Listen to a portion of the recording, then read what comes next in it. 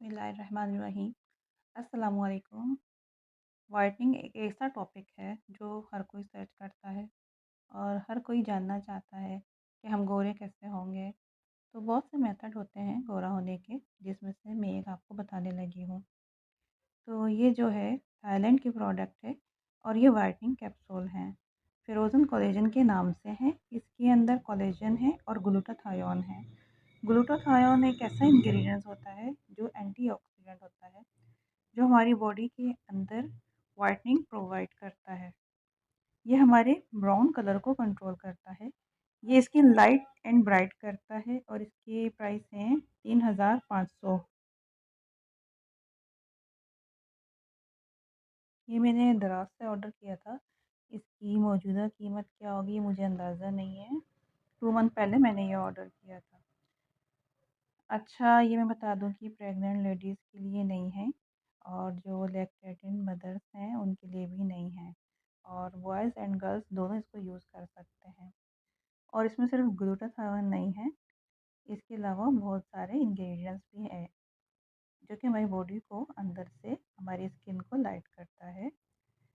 अच्छा, इसको ना खाते रहना होता है। 2 से 3 माह में काफ़ी फ़र्क महसूस होता है और इसको यूज़ में रखें, छोड़ना नहीं है।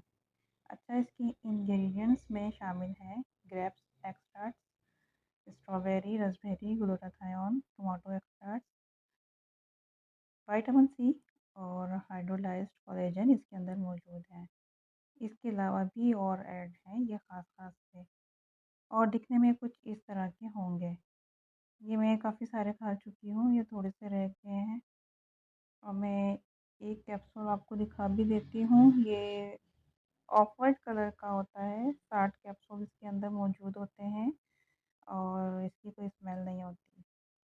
अच्छा, बारी आ गई है इसको खाना कैसे है। इसके 2 कैप्सूल लेने होते हैं रात में। इसको सोते टाइम लेना है पानी के साथ, सादा पानी के साथ, और इसके साथ आपने विटामिन सी की ये वाली टैबलेट लेनी है। इसके अलावा जो आपको अवेलेबल हो या जो भी मिले आप वो ले सकते हैं। विटामिन सी इसके एब्ज़ॉर्प्शन को बढ़ाती है, और इसको खाकर थोड़ी वॉक करके सो जाएँ और सुबह आप उठेंगे तो आपकी स्किन ग्लो कर रही होगी। कम से कम 1 माह खाएँगे तो आपको फ़र्क महसूस होगा। इसके साथ ही वीडियो को एंड करते हैं और आपने बताना है कि नेक्स्ट वीडियो किस टॉपिक पे होनी चाहिए। अपना बहुत सारा ख़्याल रखिएगा और मुझे दुआ में याद रखिएगा। अल्लाह हाफ़िज़।